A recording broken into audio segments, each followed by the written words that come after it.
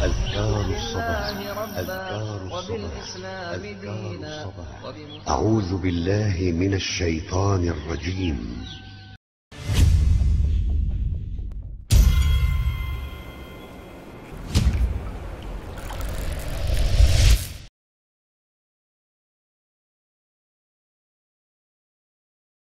Alhamdulillah, wassalatu wassalamu ala rasulillah nabiyina Muhammadin wa alihi wa sahbihi wa man walah. Asyhadu an la ilaha illallah wahdahu la syarikalah wa asyhadu anna Muhammadan abduhu wa rasuluh. Amma ba'd.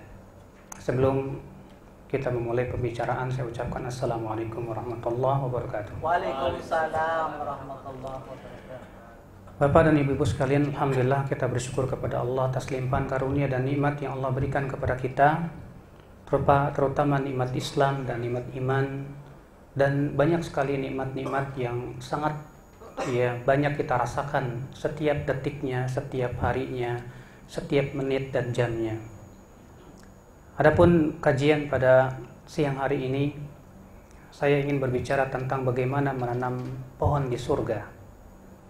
Mungkinkah kita bisa menanam pohon di surga? Lalu bagaimana caranya? Di dunia saja pohon mempunyai manfaat yang sangat besar untuk kehidupan. Dengan pohon-pohon itu Allah memberikan kepada manusia oksigen sehingga manusia bisa bernafas. Dengan pohon-pohon itu Allah memberikan banyak kebaikan-kebaikan untuk kehidupan manusia. Bila pohon di dunia ternyata manfaatnya sangat besar sekali. Berbagai macam pepohonan yang Allah tumbuhkan di dunia ternyata semuanya pasti ada tujuan penciptaannya. Manfaat-manfaat yang terkadang kita tidak ketahui tujuannya. Bagaimana apabila pohon itu berada di surga? Tentu manfaatnya sungguh luar biasa bagi pemiliknya. Lalu bagaimana kita bisa menanam pohon-pohon di surga? Dalam hadis yang sahih, ketika Nabi Muhammad salawatullahi alaihi wasallamu di Isra Mi'rajkan, di mana beliau bertemu dengan Nabi Ibrahim di langit yang ketujuh. Lalu kemudian Nabi Ibrahim berkata kepada Rasulullah, "Ya Muhammad, aqri ummataka minnis salam wa akhbirhum annal jannata thayyibatu turbah wa annaha qi'an wa anna ghirasaha subhanallah alhamdulillah la ilaha illallah wallahu akbar." Nabi Ibrahim berkata, "Wahai Muhammad, sampaikan salamku untuk umatmu dan kabarkan kepada mereka bahwasannya surga itu tanahnya subur dan sekarang tanahnya masih kosong, dan bahwasannya tanamannya subhanallah alhamdulillah la ilaha illallah wallahu akbar." Subhanallah, hadis ini sahih dikeluarkan oleh Bazzar, Tabrani dan yang lainnya, dan Imam Ahmad, demikian pula Abu Daud dan yang lainnya, dan hadis ini sahih. Di sini Nabi Ibrahim alaihissalatu wassalam mengirimkan salam untuk umat Islam. Subhanallah, kebanggaan kita ya akhi, di mana Nabi Ibrahim mengirimkan salam untuk kita semua. Beliau mengatakan bahwa surga tanahnya subur. Wa annaha qi'an, qi'an itu artinya dalam bahasa Arab tanah yang masih kosong. Wa anna ghirasa, dan bahwasanya tanamannya adalah subhanallah, alhamdulillah, la ilaha illallah, Allahu akbar. Itu tanaman-tanaman surga. Berapa ucapan ini, berapa kali kita ucapkan dalam sehari, Bapak? Ia mempunyai keutamaan yang agung. Makanya disebutkan dalam hadis-hadis yang sahih yang menyebutkan tentang keutamaan kalimat-kalimat ini. Kalimat-kalimat thayyibah, kalimat-kalimat yang sangat dicintai oleh Allah Subhanahu wa taala. Tahukah Bapak bagaimana nilai kalimat ini di sisi Allah? Dalam hadis yang dikeluarkan oleh Imam At-Tabrani, Rasulullah SAW bersabda, "Man qala subhanallah," siapa yang mengucapkan subhanallah sekali, akan dituliskan kutibat lahu 20, dituliskan untuknya 20 pahala. Siapa yang mengucapkan Allahu Akbar sekali, dituliskan untuknya 20 pahala. Siapa yang mengucapkan La ilaha illallah sekali, dituliskan untuknya 20 pahala. Dan siapa yang mengucapkan Alhamdulillahi Rabbil Alamin, kutiba lahu 30, maka akan dituliskan untuknya 30. Subhanallah. Akal Islam, Bapak dan Ibu-ibu sekalian, ucapan-ucapan ini terasa ringan di lisan kita, tapi di dalam timbangan sangatlah berat sekali. Oleh karena itu Al-Imam Al-Bukhari dalam sahihnya meriwayatkan dalam hadis yang paling terakhir dari Sahih Bukhari, di mana beliau membawakan dengan sanadnya kepada Rasulullah, bahwa Rasulullah SAW bersabda, kalimatani khafifatani fil lisani saqilatani fil mizani habibatani indar rahmani subhanallahi wa bihamdi subhanallahil azim. Ada 2 kalimat, kata Rasulullah, yang sangat ringan di lisan, sangat berat dalam timbangan, dan sangat dicintai oleh Allah yang Rahman. Apa itu? Subhanallahi wa bihamdi subhanallahil azim. Masya Allah, kalimat-kalimat ini sangat ringan sekali. Siapa yang tidak bisa mengucapkan subhanallah, alhamdulillah? Semua orang mampu untuk mengucapkan subhanallah, alhamdulillah, la ilaha illallah, Allahu akbar. Tapi Pak, mempunyai kekuatan yang dahsyat di sisi Allah. Dalam hadis yang dikeluarkan oleh Abu Daud, Muslim, Nasai dan yang lainnya, bahwa Rasulullah SAW bersabda, alhamdulillahi tamla'ul mizan, wa subhanallah walhamdulillah tamla'ani atau yamla'ani ma baina samai wal ard. Alhamdulillah memenuhi timbangan, dan ucapan subhanallah, alhamdulillah memenuhi apa yang ada di langit dan di bumi. Subhanallah. Hanya mengucapkan alhamdulillah ternyata sudah memenuhi timbangan. Hanya mengucapkan subhanallah, alhamdulillah ternyata memenuhi apa yang ada di langit dan di bumi. Bukankah ini sesuatu yang luar biasa, Bapak sekalian? Disebutkan dalam hadis lain yang dikutip Imam Al-Hakim dalam Mustadraknya, dan hadis itu mempunyai beberapa jalan yang saling menguatkan, di mana suatu ketika Rasulullah SAW melewati seorang sahabiat, ya, dan lalu sahabiat ini berkata kepada Rasulullah, namanya Asma bintu Umais, ya Rasulullah, ini qad kaburtu wa da'uftu. Wahai Rasulullah, aku sudah tua dan lemah. Fa'allimni amalan a'malu bihi wa ana jalisah. Tolong ajarkan kepadaku suatu amal supaya bisa saya amalkan sambil duduk, hai Rasulullah. Masya Allah, wanita ini mengatakan, aku sudah tua, wahai Rasulullah, dan aku sudah lemah, wahai Rasulullah. Tolong ajarkan amalan, dengan amalan tersebut aku bisa lakukan sambil duduk.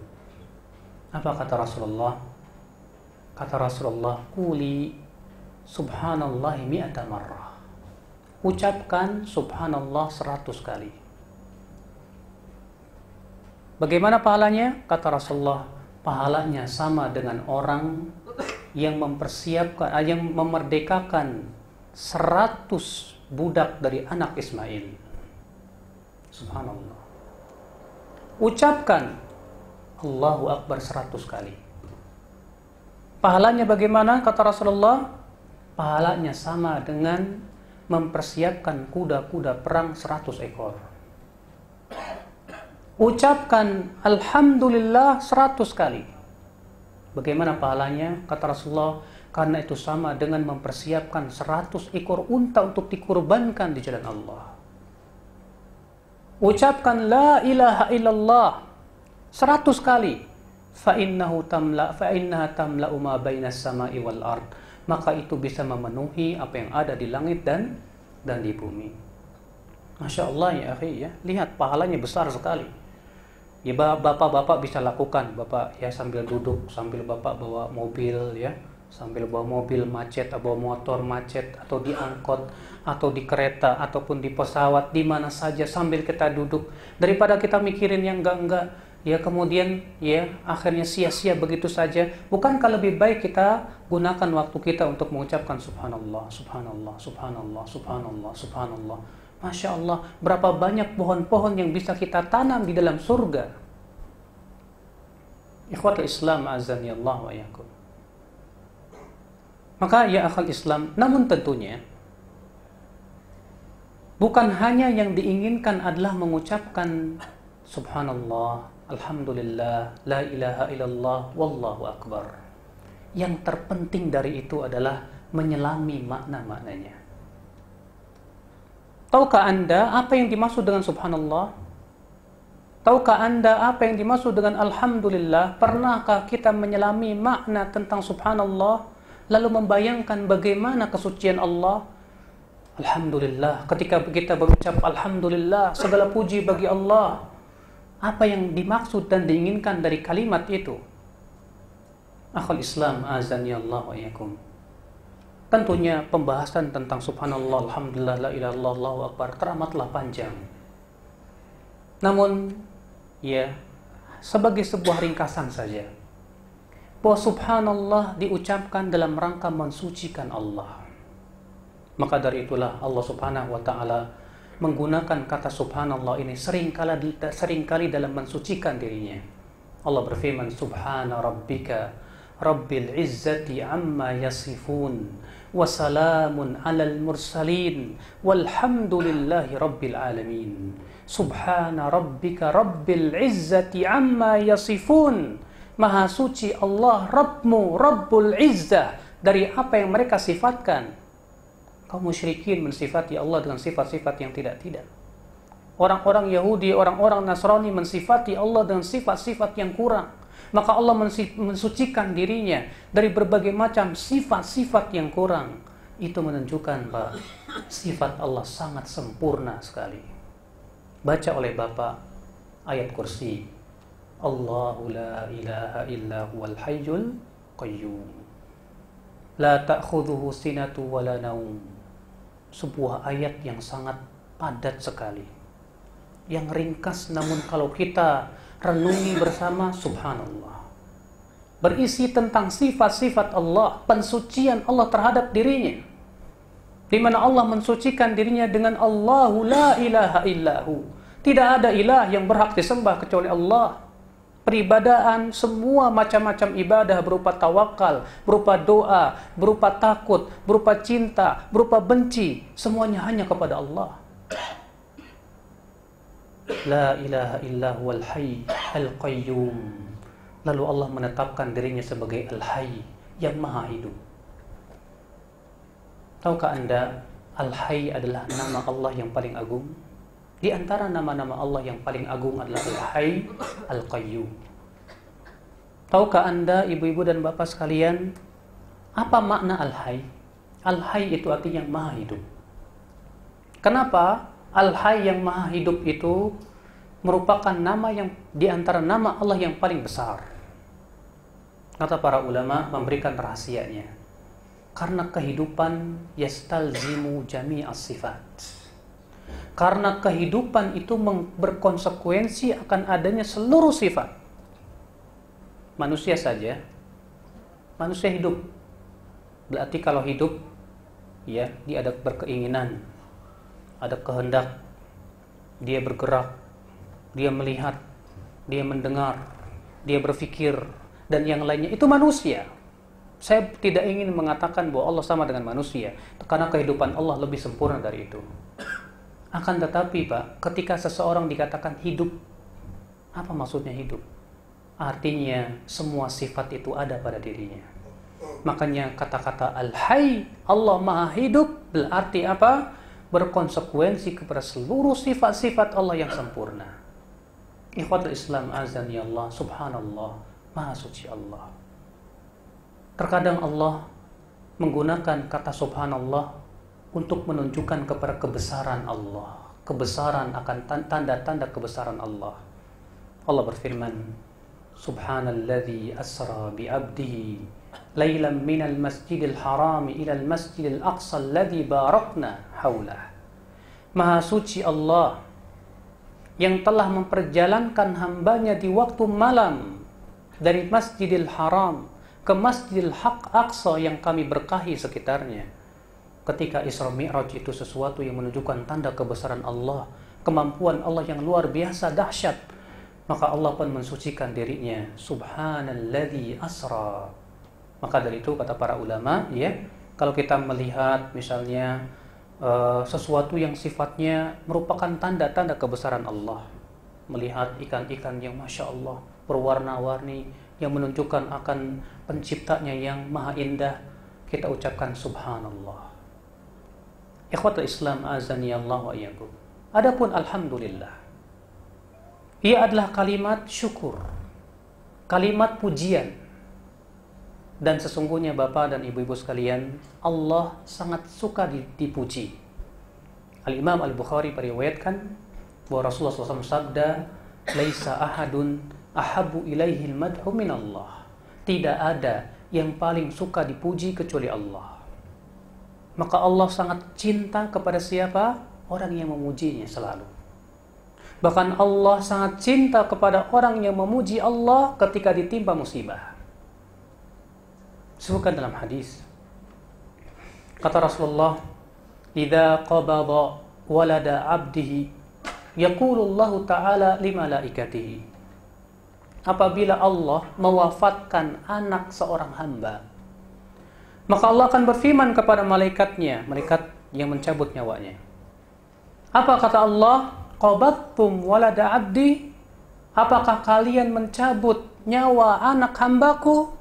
Kata malaikat itu, "Na'am ya Rabb." Iya ya Allah. "Qabattum thamrata fuadihi." Kalian telah mencabut nyawa buah hatinya. Kata malaikat itu, "Benar ya Allah." Lalu Allah berfirman, "Famada yaqulu 'abdi?" Apa yang diucapkan oleh hambaku ketika kehilangan anaknya yang paling ia sayangi? Apa yang ia ucapkan? Maka malaikat itu berkata, "Hamidaka wastarja." Ia memujimu ya Allah dan mengucapkan istirja, "Inna lillahi wa inna ilaihi raji'un." Maka Allah berfirman kepada malaikatnya, "Ibnu lahu baitan fil jannah wa sammuhu baital hamdi." Bangunkan di surga sebuah rumah untuknya dan namai rumah itu sebagai rumah pujian. Masya Allah. Siapa di antara ibu bapak yang tidak sedih kehilangan anak yang paling kita sayangi?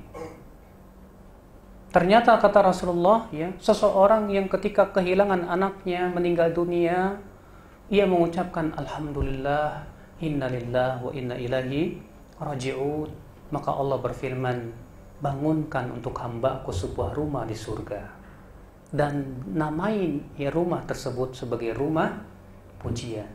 Masya Allah. Kenapa Pak? Karena Allah suka kepada hamba yang selalu memuji Allah. Dalam riwayat yang lain yang dikeluarkan Abu Daud, Rasulullah SAW sabda, "Innallaha yuhibbu minal 'abdi idza akala aklatan fayahmaduhu 'alaiha wa idza syariba syurbatan fayahmaduhu 'alaiha." Sesungguhnya Allah cinta kepada seorang hamba, tidaklah ia makan walaupun satu suap kecuali ia memuji Allah, dan tidaklah ia minum walaupun satu teguk kecuali ia memuji Allah. Allah cinta kepada hamba seperti itu, yang selalu memuji Allah. Kenapa? Karena hakikat pujian itu pengakuan bahwa semua adalah nikmat dari Allah. Nikmat berupa kesehatan, nikmat berupa makanan, nikmat berupa pakaian, nikmat berupa semua harta yang Allah berikan. Itu semuanya dari Allah. Maka ketika kita memuji Allah, maka Allah cinta kepada hamba yang banyak memuji Allah Subhanahu wa ta'ala. Alhamdulillah. Oleh karena itu Rasulullah apabila ditimpa kesenangan, beliau berucap, "Alhamdulillahilladzi tatimmu bihis salihat." Segala puji bagi Allah yang menjadi sempurna semua perkara yang salihat. Tapi kalau beliau ditimpa musibah, beliau berucap apa Pak? Alhamdulillahi ala kulli hal. Segala puji bagi Allah pada setiap keadaan. Masya Allah. Siapa di antara kita kalau kita ditimpa musibah berucap Alhamdulillah? Mungkin lisan kita keluh untuk mengucapkan Alhamdulillah. Masa saya ditimpa musibah mengucapkan Alhamdulillah? Ini kan bukan nikmat. Ya akhi, musibah bagi seorang mukmin itu hakikatnya nikmat. Ya tidak. Wallah. Bukankah dengan musibah itu Allah ampunkan dosa-dosanya? Aywa. Imam Muslim meriwayatkan Rasulullah SAW sabda apa? Ya, ma asaba min musibatin, ma asabal muslim min musibatin syaukah fama fauqaha. Tidak ada satupun musibah yang menimpa seorang muslim. Syaukah, baik itu apa? Duri yang menancap di kakinya, atau yang lebih besar dari itu, illa kafarallahu biha khatayah, kecuali Allah gugurkan dengannya dosa-dosanya. Masya Allah. Bayangkan. Oleh karena itu dalam riwayat yang lainnya dikutip Imam Al-Bazzar dan yang lainnya, Rasulullah SAW sabda apa? Idza aradallahu bi'abdihi khaira ajjala lahul uqubata fid dunya. Apabila Allah menginginkan kebaikan bagi seorang hamba, Allah akan percepat siksanya di dunia. Dengan apa? Dengan musibah, dengan cobaan. Entah itu sakit, entah itu sedih, kehilangan yang kita cintai, kehilangan harta. Dan itu memang sesuatu yang pasti akan menimpa seorang mukmin, Bapak. Oleh karena itu Rasulullah SAW ketika ditimpa musibah, beliau berucap apa? Alhamdulillahi ala kulli hal. Kenapa? Karena hakikat musibah bagi seorang hamba itu sebetulnya nikmat. Walaupun tampaknya sesuatu yang tidak kita sukai, tapi Allah Maha tahu. Makanya dalam riwayat ya Al-Hakim, Rasulullah sabda apa? Apabila Allah telah menentukan derajat yang tinggi bagi seorang hamba, tapi amalannya tidak sampai, maka Allah uji dia, terus diuji sampai ia pun derajat yang telah Allah tentukan. Alhamdulillah. Makanya seorang mukmin itu selalu berucap apa? Alhamdulillah. Ditimpa kesenangan, alhamdulillah. Ditimpa ketidaksenangan, alhamdulillah. Ya, karena ia tahu bahwa ini sebetulnya kebaikan buat dia. Allahu Akbar. Tahukah Anda makna Allahu Akbar? Allah Maha Besar. Silahkan Bapak Ibu pikirkan bagaimana kebesaran Allah. Sekarang saya mau tanya Bapak sama Ibu-Ibu. Pernahkah kita bisa memikirkan kebesaran dunia yang kita pijak? Kita tidak bisa membayangkan bagaimana besarnya dunia yang kita pijak ini.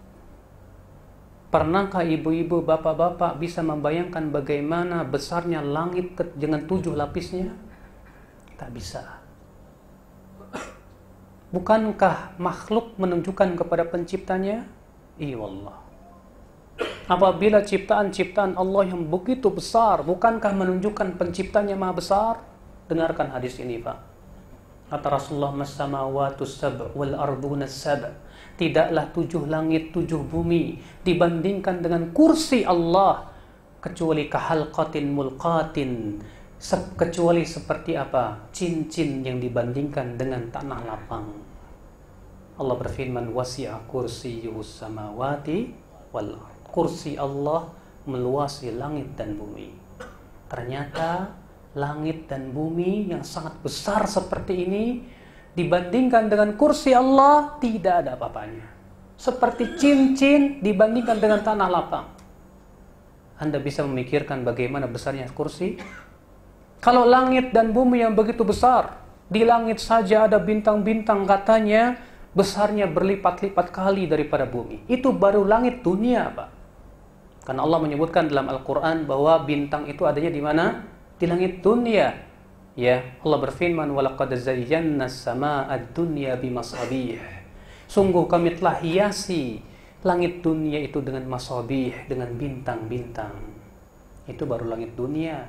Bagaimana langit kedua, ketiga, keempat, besar. Tapi ternyata dibandingkan dengan kursi Allah, kahalqatin mulqah. Seperti apa, Pak? Cincin dia dibandingkan dengan tanah lapang, tak terlihat dia. Kalau begitu bagaimana besarnya kursi Allah? Ternyata kursi Allah dibandingkan dengan arasy Allah. Kata Rasulullah, seperti kahalqatin mulqah, seperti cincin lagi dibandingkan dengan padang pasir. Arasy Allah, makhluk yang paling besar. Makanya kalau bapak-bapak dan ibu-ibu ditanya, makhluk yang paling besar yang Allah ciptakan apa? Arasy. Karena arasy sangat besar. Bahkan disebutkan dalam hadis bahwasanya ya arasy itu dipikul oleh 4 malaikat. Dan dalam riwayat Imam Ahmad Tirmidzi, Rasulullah sabda apa? Udzinali an uhadditsakum an hamalatil arsh. Aku diizinkan oleh Allah menceritakan kepada kalian bagaimana besarnya malaikat pemikul arsh. Ma baina syahmati udhunahi ila atiqihi masirat 700 am. Jarak antara daging telinganya ini, tempat anting ini Pak, sampai ke mana? Ke pundaknya 700 tahun perjalanan. Baru dari sini sampai sini sudah 700 tahun perjalanan. Bayangkan. Itu malaikat pemikul arash. Dan ternyata malaikat pemikul arash itu yang selalu ia ucapkan apa? Memohonkan ampunan untuk orang-orang yang beriman. Sebagaimana dalam surat Ghafir, alladzina yahmiluna al-arsh wa man hawlahu yusabbihuna bihamdi rabbihim wa yu'minuna bihi wa yastaghfiruna lilladzina amanu rabbana wasi'ta kulla syai'in rahmatan wa ilma faghfir lilladzina tabu wattaba'u sabilaka wa qihim adzabal jahim wa qihimus sayyi'at. Malaikat-malaikat pemikul arash dan malaikat yang ada di sekitar arash senantiasa bertasbih memuji Rabbnya dan beriman kepadanya seraya berkata, wahai Rabb kami, betapa luas ilmu dan rahmatmu, maka ampunilah dosa orang-orang yang bertaubat dan selalu mengikuti jalanmu, dan peliharalah mereka dari neraka jahanam. Rupanya itu ucapan siapa? Malaikat pemikul arash. Masya Allah ya akhal Islam. Allahu Akbar, Allah Maha Besar. Sehingga kita tidak bisa memikirkan bagaimana kebesaran Allah. Dalam satu riwayat yang sahih juga, Allah menciptakan seekor ayam jago. Ini wajib kita imani.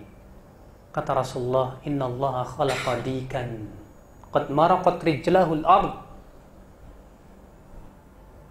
wa ra'suhu munhanin tahtal arsh. Sesungguhnya Allah menciptakan seekor ayam jago yang kakinya telah menembus bumi dan kepalanya merunduk di bawah arsy. Bagaimana Pak? Bapak pernah melihat ayam itu? Tapi Rasulullah sudah mengabarkan, ini masalah gaib, wajib kita imani.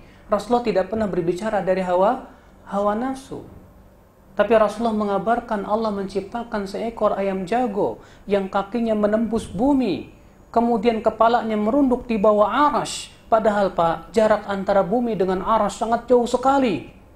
Yang disebutkan oleh para ulama bahwa jarak langit ketujuh ke arsy seperti jarak antara langit ketujuh sampai ke bumi. Yang disebutkan dalam ayat ta'ruju ilaihil malaikatu waruhu fi yaumin miqdaru 50 alf sanah. Bahwa malaikat naik ke Allah itu sampai 50.000 tahun. Maksudnya kata Ibnu Katsir, dari bumi ke arsy. Adapun dalam ayat 1000 tahun itu dari bumi ke langit dunia.